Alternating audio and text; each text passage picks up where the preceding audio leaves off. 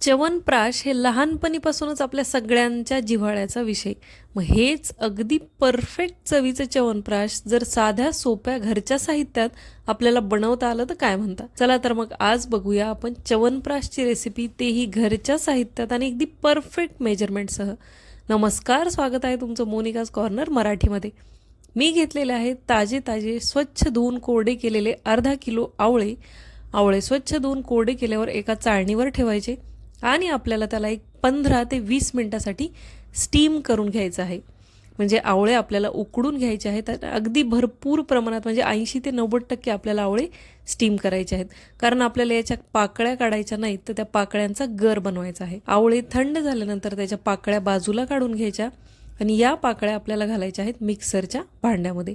या प्रकारे आवळे जर तुमचे व्यवस्थित शिजले ना तर पाकळ्या अगदी हलक्या हाताने निघतात आणि जेव्हा आपण याला मिक्सरचा गर बनवतो तेव्हा तो अगदी सहजपणे होतो. आवळे जर थोडेसे कच्चे राहिले तर गर बनवायला आपल्याला थोडीशी मेहनत घ्यावी लागते. थंड झालेल्या सगळ्या आवळ्याच्या पाकळ्या मी मिक्सरच्या भांड्यात घातलेल्या आहेत आणि एखादा झटपट आपण मसाला तयार करून घेऊया. मी घेतलेले आहेत आपल्या पोह्याच्या चमच्यानी अर्धा चमचा काळे मिरे, अर्धा चमचा लवंगा, 3 ते 4 दालचिनीचे तुकडे, 4 विलायची, 5 ते 6 तेजपत्ते, एक मोठा चमचा भरून बडीशोप आणि कमी गॅसवर हे सगळे सुके मसाले आपल्याला ड्राय रोस्ट होईपर्यंत भाजायचे आहेत. म्हणजेच याच्यातलं मॉइश्चर काढून घ्यायचं आहे. अगदी कमी गॅसवर मी याला भाजून घेतलेलं आहे. त्यानंतर त्याच कढईमध्ये 2 चमचे मी तूप घातलेलं आहे. तूप वितळलं की यामध्ये घालायचे आहेत मेजरिंग कप जो असतो आपला, त्याने अर्धा कप मनुके. साधे मनुके वापरले तरी चालतील, मी इथं काळे मनुके वापरलेले आहेत. यामुळे आपलं च्यवनप्राश आणखी गुणकारी व्हायला मदत होईल. कमी गॅसवर हे भाजून घेतलेले आहेत. घरातली कुठलीही नॉर्मल वाटी जर तुम्ही घेतली तर अर्धी वाटी मनुके मी वापरलेले आहेत. थोडंफार प्रमाण जास्त झालं तरी काहीच हरकत नाही, आपण गोडासाठी हे मनुके वापरतो. कमी गॅसवर मनुके भाजले की अगदी ते अंगूरसारखे फुलून तयार होतात. म्हणजेच परफेक्ट आपले मनुके रोस्ट होऊन तयार आहेत. तुम्ही बघू शकता मस्त हे भाजलेले आहेत तुपातून. मनुके कढईतून बाहेर काढायचे आणि थोडेसे थंड झाले की मिक्सरच्या भांड्यात घालायचे. उकडलेल्या आवळ्याच्या फोडीसोबत हे मनुके मिक्सरला अगदी बारीक फिरवून घ्यायचे आहेत आणि यामध्ये पाण्याचा वापर करायचा नाही. त्याच कढईमध्ये आणखी 2 चमचे तूप घातले आणि त्यामध्ये आपण ही बनवलेली मनुके व उकडलेल्या आवळ्याची पेस्ट घालायची. अगदी स्मूथ पेस्ट मी बनवलेली आहे, तुम्ही बघू शकता. या जागी साधे मनुके वापरले तरी चालतील.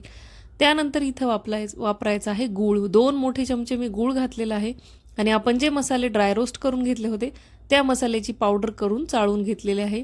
1 चमचा मी इथं घातलेला आहे काळं मीठ. हे सगळे जिन्नस व्यवस्थित मिक्स करून घ्यायचे.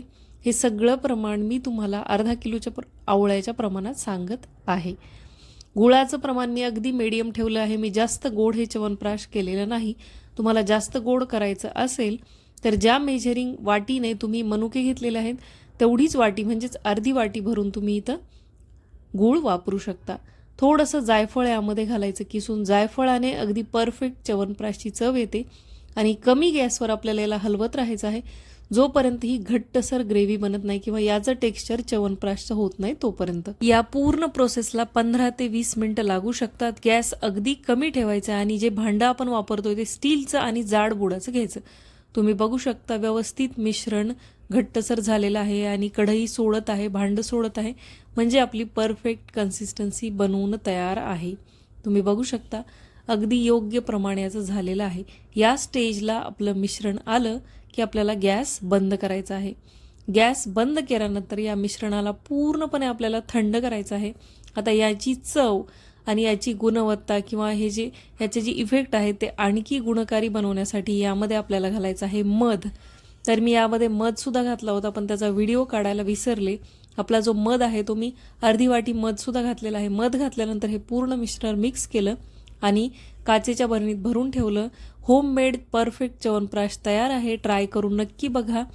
आणि आपण यामध्ये प्रिझर्वेटिव्ह वापरलेले नाहीत, त्यामुळे शक्यतो याला फ्रीजमध्येच ठेवा आणि रोज 1 चमचा घ्या. मी भेटते पुढच्या व्हिडिओमध्ये. तोपर्यंत बाय.